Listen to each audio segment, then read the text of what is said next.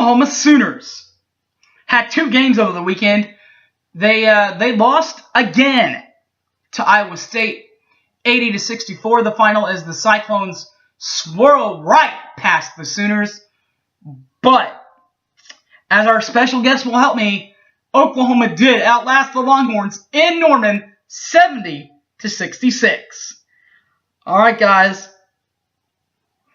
Review coming up. My special guest coming up. All this and more coming up next. Only right here. Boomer Sooner 1982. Don't go away.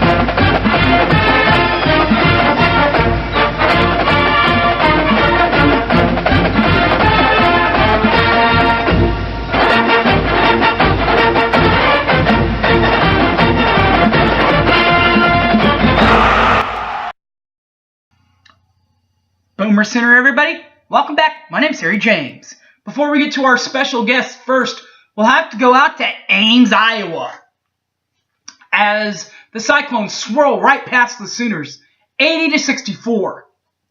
First half highlights, Oklahoma shot 33.3% from inside the arc in the first half, from inside, and 33.3% from outside the arc also.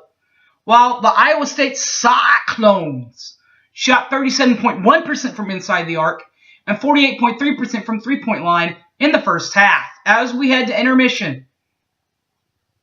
Second half, Oklahoma shot 45.2% from inside the arc and 0.0% from outside the arc, while Iowa State shot 56.7% from inside the arc and 50% from three-point line.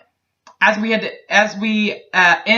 for the game highlights, Oklahoma shot 39.3% from inside the arc and 23.1% from three-point line, while the Iowa State Cyclones for the game shot 46.2% from inside the arc and the same 46.2% from outside the arc from three line.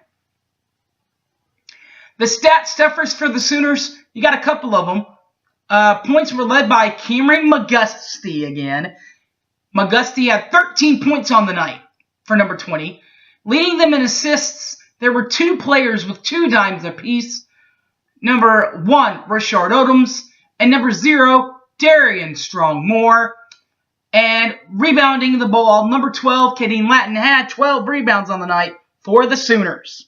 All right, guys, before we bring in the special guest and we review Texas, I want to say this also. I hope Jordan Woodard's all right. I really do. He did a lot for this program, and I wish him the best in his next venture in life, whether that be in the NBA, overseas, or coaching, or whatever Jordan Woodard does. Thanks for your time, big guy, and it was much appreciated. All right, guys, next we'll bring in our special guest as the Sooners outlast the Longhorns 70-66. But nobody says it better than the coach. Take it away, Barry. We beat Texas! There you go. Thanks, Coach. 70-66, the final in Norman the other night. When in the first half, Texas, they actually shot the ball pretty well, considering. They shot the ball 60.7% from inside the arc and 50% from outside the arc in the first half. But Oklahoma was right there with them. They shot 38.2% from inside the arc and 20% from outside the arc. But amazingly, the Sooners were still in the ballgame at halftime. In the second half, though, their defense ranked it up. In fact, Texas, in the second half, shot just 34.4% from inside the arc and 0.00% from outside the arc. while Oklahoma in the second half shot 36% and 18.2% from outside the arc as we head to the game stats. Final game stats on the night, Texas shot 46.7% from inside the arc and 37.3% from outside the arc.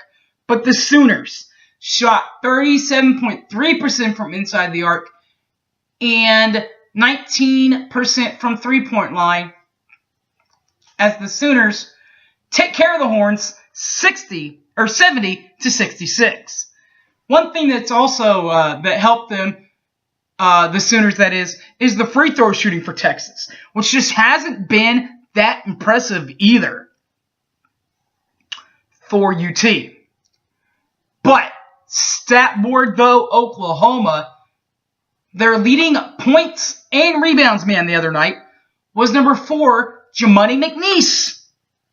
14 points and 14 boards for the big boy. Also in the assist category, number 11, Christian Doolittle, number 3, Christian James, and number 13, Jordan Shepard, all had 2 dimes in the ball game. Which, by the way, 2, I believe, is more than they had against Texas in the opening game.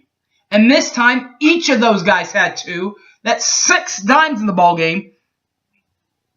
Just with those guys. They share the ball a lot. Alright, guys. Thanks for watching. My name's Harry James. You can find me on Facebook, Harry James Taylor, or tweet me at Sooner_fan_OK. You can also find me on my YouTube cast, Boomer Sooner 1982, for this and all of my OU recaps. Alright, guys. Thanks for watching. And Boomer Sooner, guys. Thanks for watching. I'm out of here.